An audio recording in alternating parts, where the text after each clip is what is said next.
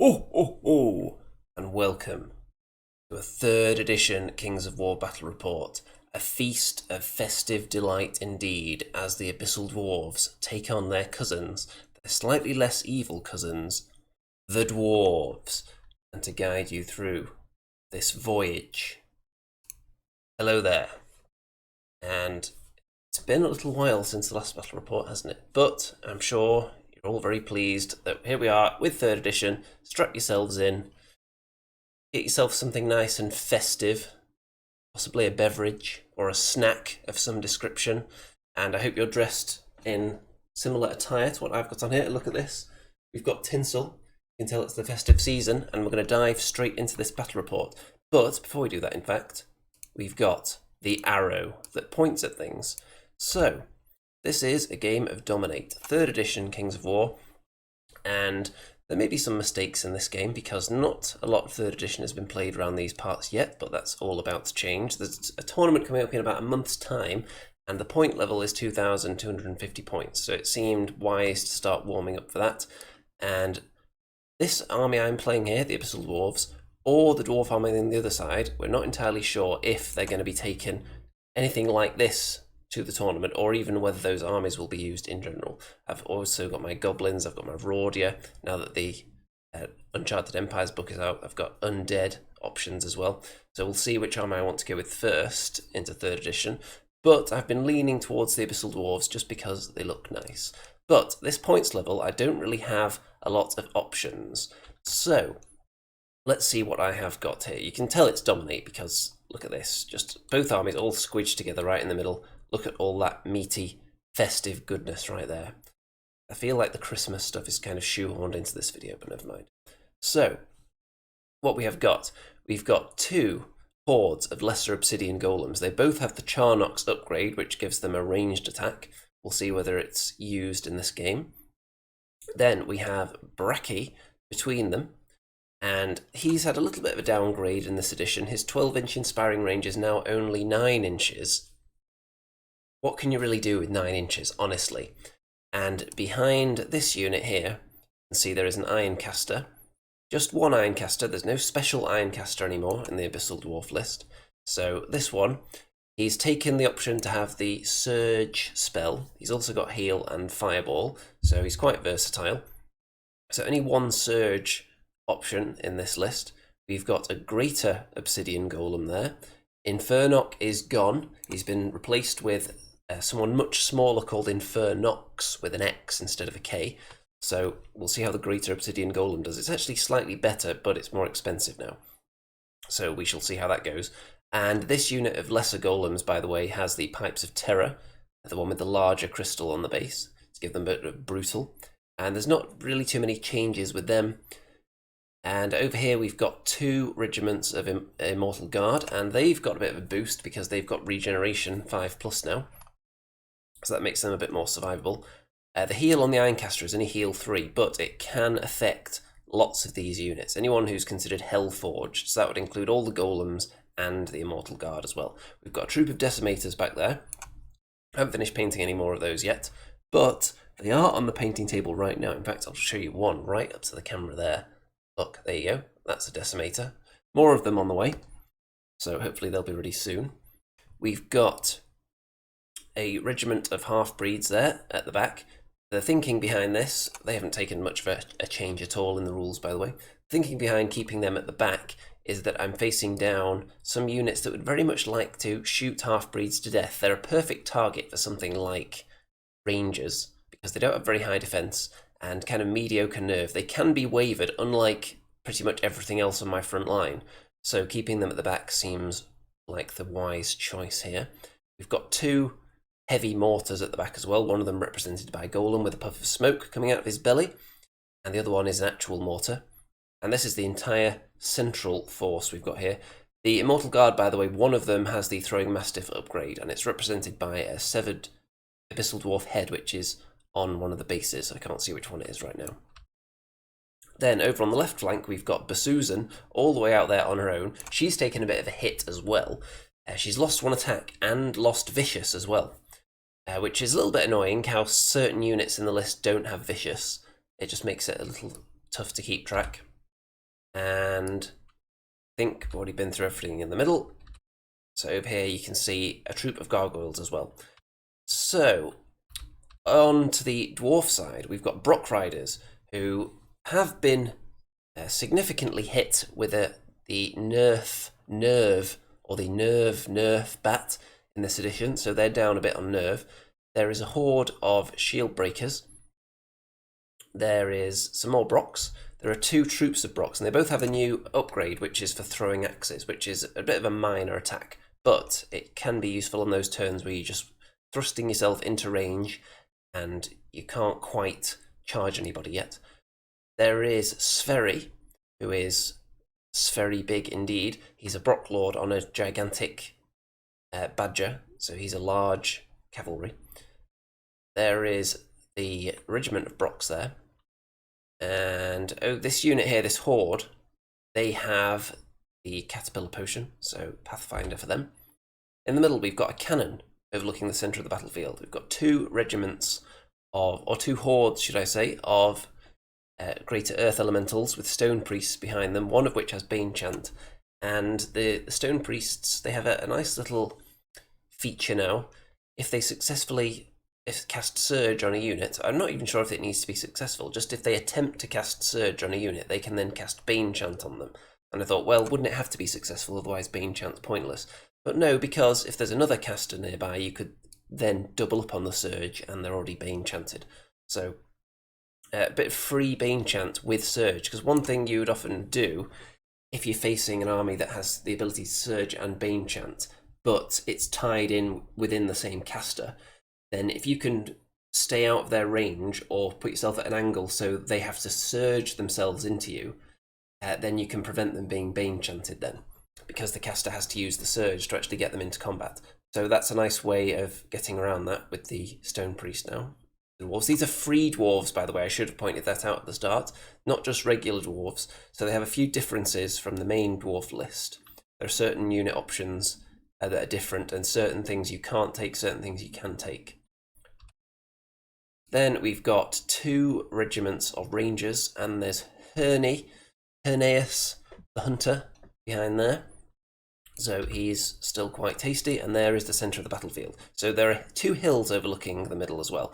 And in this edition, obviously, hills are a bit more interesting with the ability to get yourself some thunderous charging down off them. And, of course, the rules regarding line of sight over hills have been changed a bit as well. And this unit here, I think it might just be for the Free Dwarfs list, this unit has the ability to scout up the battlefield. I think it's called Scout now rather than Vanguard, since Vanguard is the name of the game now. And over here, these units have all put themselves on the hill, including Herneus the Hunter there. So, we're going to move into turn 1 in this dominate scenario. But before we do that, my strategy here is obviously just plonk all the meat in the centre. The things that are likely to die, like the half-breeds, keep them behind as backup, because I don't want them getting hit first or shot in any way. Same goes for the decimators. I don't want them being shot at. They'll just drop like flies. One thing you'll notice I don't have in this list is Dragonfire teams, because my old Dragonfire teams were just 2 little dwarves put on a cavalry base, because that was the base size in the previous edition, but they're actually on the correct, what I would consider to be the correct War Machine base size in this edition, so I haven't got any of those finished yet. So not many options. This is pretty much every model I own for the Abyssal Dwarves in this list at the moment, apart from the ones that I did for Vanguard. So, what are the strategic intricacies have we got here? Okay, so I've left some space between my units here for the mortar to shoot through, because it can see past Bracky, and this one can shoot down there. There is potential for it to get quite blocked in here, but there wasn't really a prime spot, I felt, to leave the mortars. There's a lot of line of sight blocking on this battlefield. Could have potentially put them out on a flank, but then they're a little bit vulnerable to things that might end up there, like the Brock troops, for instance. Okay, turn 1. The Abyssal Dwarves have the option, and I choose to go first, because I want to get moving. So I'm leaving pretty much everything out of charge range. I don't want to get charged by anything. Apart from over on this side, where everything's pushed up, staying out of their range. But over here, I have surged this lesser obsidian golem unit forward, and the risk was surging them so far that Brox from over there would be able to charge them in the flank. And that I wasn't too concerned about that because I would have needed a ridiculously high roll on the surge to do that. So all I've really done is put myself in charge range of the 2 ranger units on the hill, which I'm hoping is going to draw them out of their firing position, and then I'll hope that with the additional thunderous charge they gain from charging down there, that won't be enough to kill this inspired Defense 6-17 unit. It would be bad if they did kill it, but at least it would bring them closer because that's where I want them. I don't want them just shooting me up. And the mortars, what do they get done in turn 1? Well, 4 damage onto these elementals, which can be useful. Elementals, they are -18, which is better than my golems. And if I'm going to hit them with anything before they get into the main fight, it's going to be something, possibly an individual like Bracky or Basuzan. So I need damage on them if they're going to have any chance of taking them out. So Susan has just gone up the flank, looking behind there at the rangers. If they want to turn around and shoot at her with -1 for moving, -1 for individual, then that's fine by me. And that is how it looks at the end of that turn. Not much shooting was in range. So, turn 1 for the Free Dwarves, and you can see that they've marked out the charge range of some of my units there, and everything is moving up. The Brox are just dipping their toe into the woods there. And in the middle, so it's not exactly bait, because I couldn't predict precisely how far this unit would go, but they did end up landing within charge range of both of the ranger units, who are slightly faster than your average dwarf. So it's a double charge. So there is a chance they could kill them, but I don't think it's a good chance. However, the one thing that I sometimes overlook in these situations, if I'm quickly calculating in my mind roughly what damage they could do, sometimes I forget that there are casters around with Bane chants that can make it even more dangerous, but I'm not sure any of those will be able to get in range yet. And you can see that Herneas has come up here behind them. These units here, the elementals, are avoiding the hill like the plague, because the mortars would be able to see over the top of everything, including the view obstructing house, to any unit that was on that hill.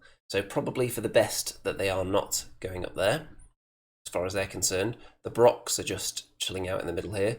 One thing that pleases me is that the front unit of Brox is quite close to the regiment at the back there. So my plan is going to be to charge something into the Brox at the front, and that'll stop these Brox being able to get past into this region, which is where all the golems are going to be. And there's how that overall shot is looking. Got some shooting now from the cannon, and it actually hits with both of its shots and puts 4 damage onto the golems that aren't in combat. So very nice round for the cannon there. The cannon, by the way, seems to have had a little bit of a boost in comparison to the indirect weapon that they have. Is that the bombard? The cannon just seems to be better than that. Unless there's some different rule that I'm not noticing in the profile, something that I'm missing, then let me know. If you think the cannon is not as good as some of the other options, then I'd like to hear why. Herneas doesn't hit anything this turn. The throwing axes from the Brox do put a single point of damage onto the gargoyles, which is always dangerous for them because you could easily waver them with 1 point of damage, but I think he actually double ones them, so they're perfectly fine. And we're going into combat now. So 9 damage on the golems, which isn't enough to kill them. They are inspired, so that'll be okay, and hopefully I'll be able to do some serious damage to both these units next turn because I've got both my golems ready to strike. I've got the half-breeds back there. It's going to be difficult to squeeze them all in, but we'll see who can physically fit into combat next turn. And that is everything. So turn 2 for the Abyssal Dwarfs. So the gargoyles, they do not want to engage Brock Riders, especially in the woods where they'd be hindered. Blocking them in was an option, but they're so cheap it didn't seem worth it. Same goes for this horde. I didn't really like the idea of blocking them in either, just sacrificing the gargoyles, and they're going to get through eventually. I would rather get into a position to threaten the flanks and the rears of everything, and then possibly get something juicy accomplished with them next turn. And I've angled these units here to face, so nothing is getting them in the flank. These are the ones that are facing down these two units. So they've got a double charge potentially on this unit here, which would be okay. And the decimators, I think, or something hits this horde and does 4 wounds. It may have been a mortar or the decimators, or possibly it could have been actually the throwing mastiff. I think that was it. So good job there from the mastiffs. And in combat, these golems went into the ranger unit here, and these ones charged into that unit. So this unit's dead. That one has taken a lot of damage. So it looks like, can't see because of the tree, but it's at least 7 points of damage there. Bracky. So he was just trying to hold up a troop of Brocks that was sitting right here in front of the regiment, hoping to just block them in for a turn and then also block up this unit behind. But he actually killed them in 1 round with an obscenely high roll. So well done to Bracky, and then he overran, and he's now blocking in this unit of Brocks because he's mighty, so they can't just ignore him for movement purposes. And if they want to try and pivot round him, they're not going to be able to hit anyone over here. So good job, Bracky. And you can see how congested it is there. If they want to turn, they're going to be at this sort of angle, so they're not going to be able to hit anybody. And Susan decides to go into the flank of these elementals at the back, thinking, you know what, very unlikely that Susan would kill them in this round. But if they want to turn around and fight Susan for a turn and turn themselves away from the action, that's fine by me, because they're not going to kill her in 1 round without an obscenely high roll. And then, depending on her, how it goes in that round, depending how many wounds she takes, next turn she can decide to either just turn and run away pretty damn fast, or fight them again. She injures 1 wound this round though, so the fight them again option isn't sounding that exciting, because it would take 2 decent rounds of fighting to kill them from Susan, and the first round wasn't good enough really. So she's going to hold them up at least and make them turn this way. And like I was mentioning earlier, you want to force units to be surged into combat usually, but it doesn't really matter with these dwarves because they can be surged, and also the Bane Chant then gets thrown in there for free afterwards. So that's not really a concern. The greater obsidian golem is just sitting in the middle. I believe it could be flanked, hindered by these Brocks, but I would not be concerned about that whatsoever. And that would mean that this unit wouldn't be able to do a double charge there as well. Immortal Guard are pretty tough to crack. So turn 2 for the dwarves. They do go for that double charge, so they'll probably kill this unit. But it's going to be very difficult to reposition themselves, and unless the greater golem gets killed now by Sverri, who's charged into it, then it's going to have a nice free flank charge into this horde here. So elementals charge into the golems, the rangers charge into these golems, and you can see, I think one of the damage points has been removed here because I healed them last turn. I had the choice of, do I heal up this unit to almost guarantee that 1 unit survives, or do I just go for the gamble and try and have both these units survive? And I decided to go for the gamble and try and keep both these units alive, because I'm not sure whether the rangers will have enough on their own without the thunderous charge from coming down from the hill to finish them off, but they might. And these elementals, they don't hit the hardest, but there is the possibility of Bane Chant being thrown in there on them. So we'll see what they can get done. And these ones, they won't physically fit facing forwards because of that big claw on Basusu, so they've just charged back in there, but facing the wrong way. Aeneas. It looks like he moves up onto the hill as well, so he can get a good shot away at something. And Basusu gets killed.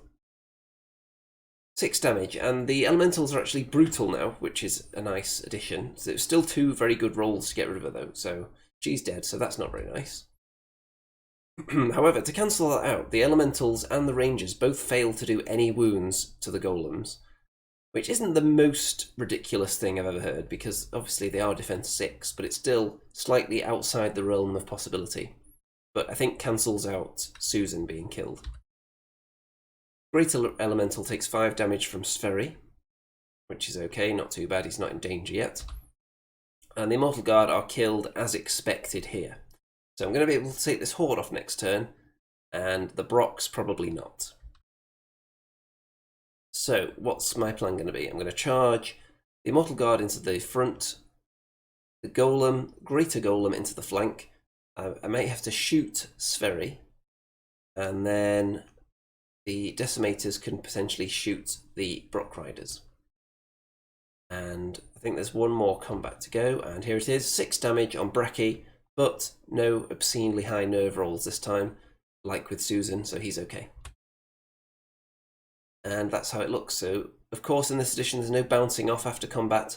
That's something that takes a little bit of getting used to.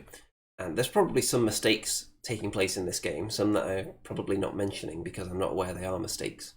But not many games of this edition in, so there's bound to be a few errors. If you spot anything, do let me know, because we're all learning and growing together into 3rd edition. Turn 3 for the Abyssal Dwarfs. So the Decimators do turn round and shoot at the Brocks, 5 damage, which is good.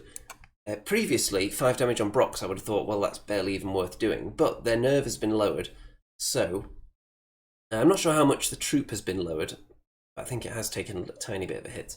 So that puts them in the danger zone now, where something hitting them can actually take them out. The Horde has gone. The Golem did go into the flank, didn't need a surge, and Immortal Guard into the front. Over here, the Brocks that are fighting Bracky, first of all, you can see he's regenerated 5 of his 6 wounds, which was very nice. And the Gargoyles decided to charge into the flank, thinking, you know what, we could actually do something here. We could either take them out or put them seriously on the brink of death. But, look at that, very disappointing. Only 6 wounds on that unit. And down here, obviously, the Rangers were taken out. They were almost dead anyway. And the Elementals here have taken 10 damage from these Golems, so they're almost dead. Next round I should be able to finish them off. Mortar hits Sverri and does 9 damage, with hits 2 times, and the Abyssal Dwarf mortars are still very nasty when they hit. I'm not sure if there's a better mortar in the game. They are quite expensive though. And it's looking quite healthy at the moment. This unit's too far away. They need to be surged if they're going to get into combat. The Brocks are tied down, and it's looking quite good for the Abyssal Dwarves at this moment, I think. Turn 3. So I think the last turn for the free dwarves was quite bad for them when they failed to wound those 2 golem units. So the Brocks charge into the Immortal Guard, who turn to face them after the last combat. The right flank. Sverri decides to ignore the Greater Obsidian Golem in front of him and probably wisely go for the flank, this unit, with the Elementals, so they should be able to finish off this unit now. It was impossible to really avoid that situation coming up. And the Brocks decide to target the Gargoyles. Is that wise? They're pretty much guaranteed to kill them, and it's a scoring unit in this scenario, so maybe. And in the middle, there's a little bit of movement going on. This unit does move forwards, and they're surged, but they don't quite make it into combat. 2 inches short of making it into these golems, which is good news for me because they probably would have killed them because they're already on 8 wounds. So that's fortunate there. But it's slightly odds against succeeding with the surge though. Even though it was a double surge, they were slightly too far away for it to be expected. And Herneus. A little bit of wounding done to the Greater Obsidian Golem. And see here that the horde of lesser Obsidian Golems has gone. But how are these guys going to position themselves afterwards? That is the question. Because there's half-breeds back here who are untouched. If they overrun, they're going to allow themselves to probably be charged by the half-breeds. If they go backwards, they're going to get flanked by the Greater Obsidian Golem. In flank there, you can see it's wide open. If they turn, they're going to get flanked by something. So, interesting. What I would do, probably, in this situation, there's 2 units. This one is really heavily damaged. This one is definitely going to die, whether something hits it in the front or the flank. So you want to really tempt your opponent. The one thing that would be risky for me here would be if this unit were to turn to face in this direction, because the half-breeds can't fit through that gap to charge them. So I'd have to charge them in the front with the Greater Obsidian Golem. And they're on 10 wounds. Is it a guarantee that he would kill them? He only hits on 4s, so definitely not a guarantee. So I would then be tempted to take the rear charge with this unit of golems. That would mean I would have nothing to charge into this unit here, because the greater golem can't reach them.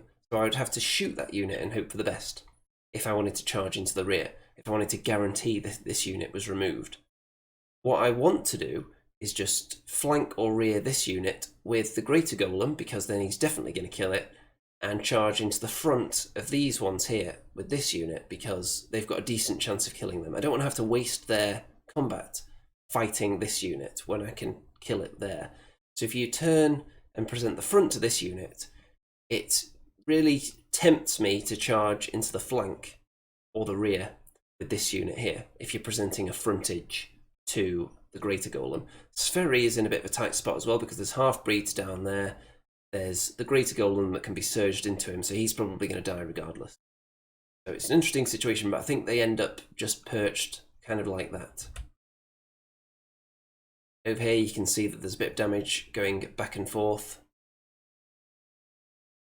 There's 5 damage being done here. These Brocks were damaged previously from being shot. 5 damage to the Immortal Guard. They're going to be fine.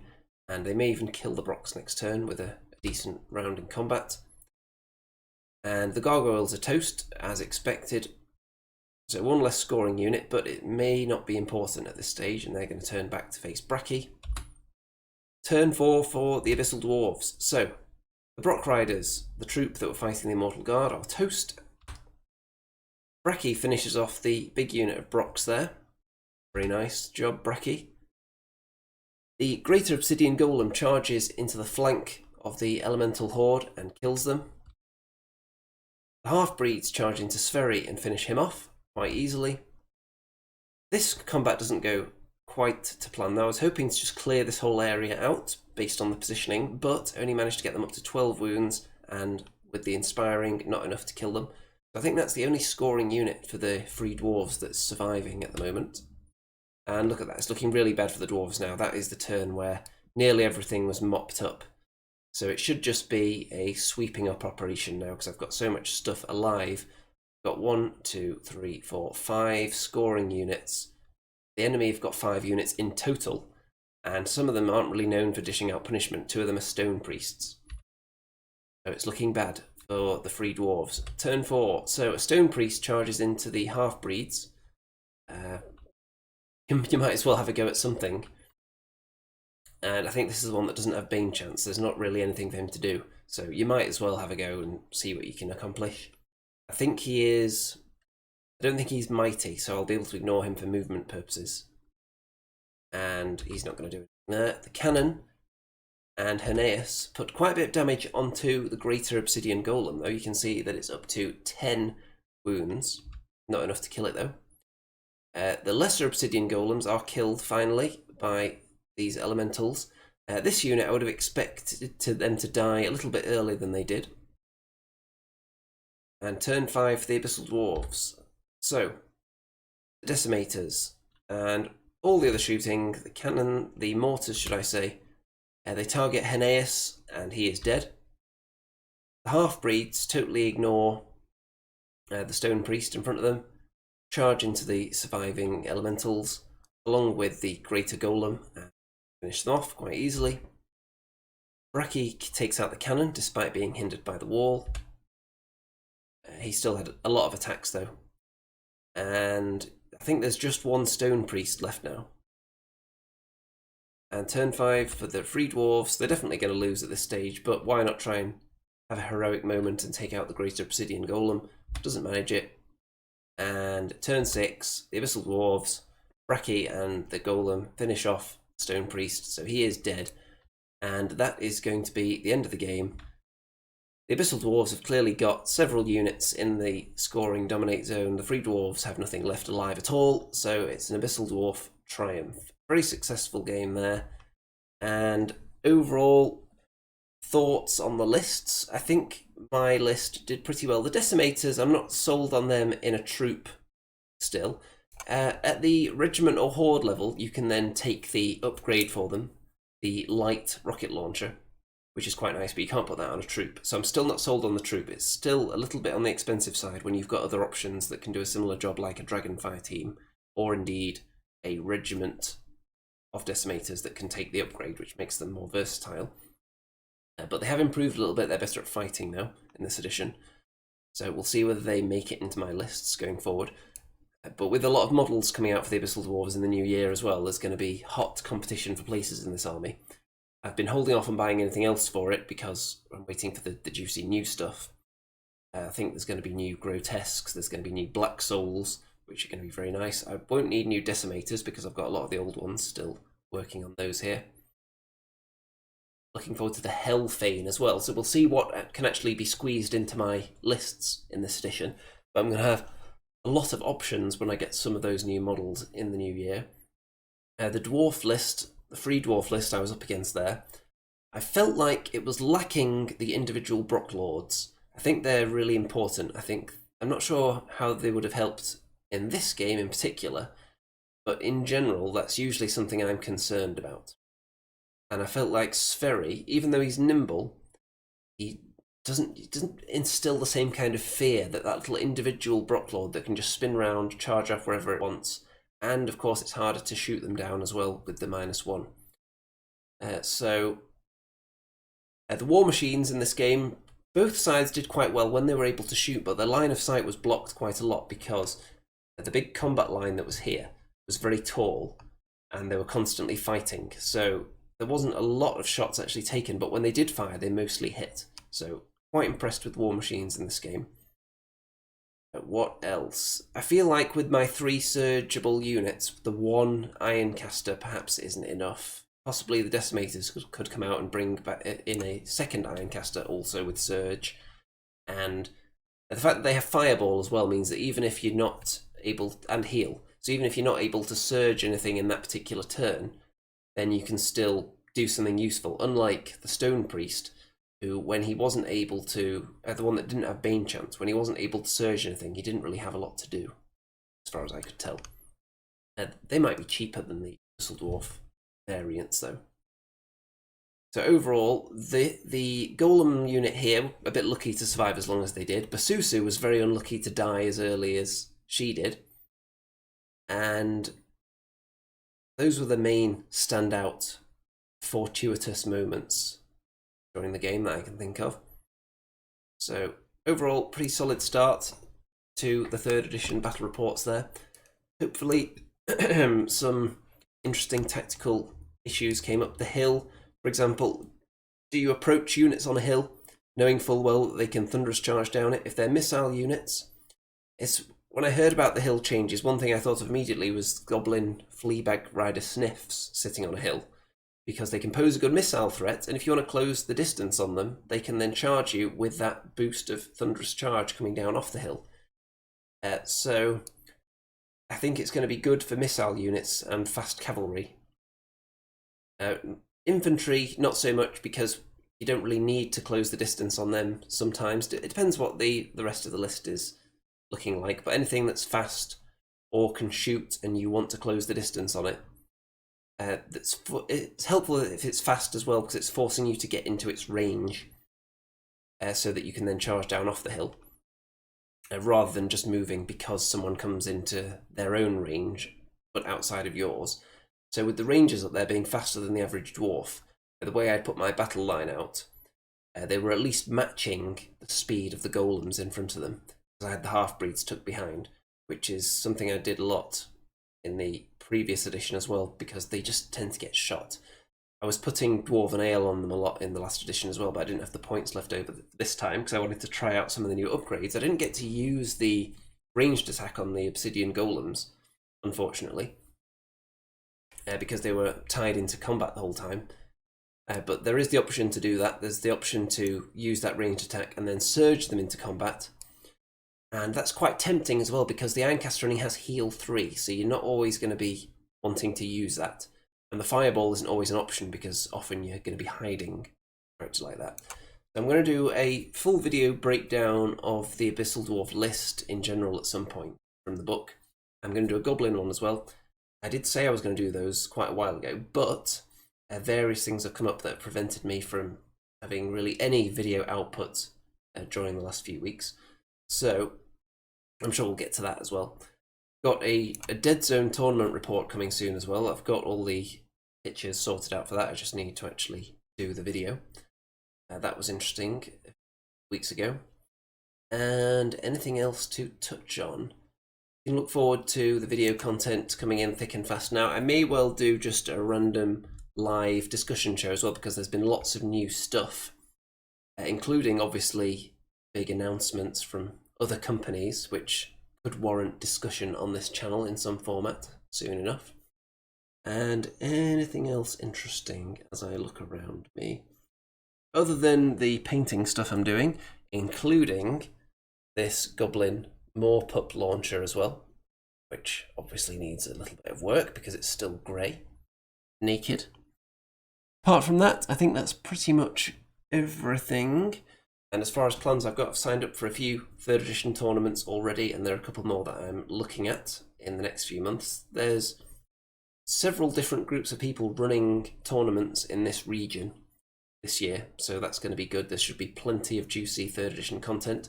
And another thing that's worth noting, actually, I just received my Best in Race League of Rordia for the last Kings of War Masters season commemorative framed certificate. So that's nice. That's in my trophy cabinet. I'll put up a picture of that somewhere so you can see it. But that's nice, obviously. I think the year before that I was Best in Race Goblins, but they weren't giving out fancy certificates then. So that's a new thing for this year. So hopefully I'll be able to possibly get the Best in Race Abyssal Dwarfs this year. We shall see. I'm sure there's some competition out there. There are some good Abyssal Dwarf players. Let's get rid of the arrow and go onto this beautiful thumbnail for a minute. And it's time to wrap this one up. So don't forget to leave a comment. Don't forget to like the video. Let me know your thoughts on the recent wargaming developments and what you'd like to see covered on video as well. And also, if you've got any ideas for which army you would like to see me playing in 3rd edition Kings of War, I'm going to try them all out at some point over the next few months. But is there anything in particular you would like to see me try? Any particular lists? I've got lots of options with my goblins, my undead, and I've got quite a bit with Rordia. Less options with the Abyssal Dwarves, but soon that'll be coming when the new models come out. And if you want to leave any festive messages as well, then drop them in there. We'll respond to those accordingly. Don't forget to check out all the links in the description, the various social media shenanigans, and all the ways that you can throw money at me to keep producing videos, of course. Don't forget to follow me on Twitter, obviously, and look at my Facebook group as well. So, with that, all that remains to be said, I think, is good night out there, whatever you are.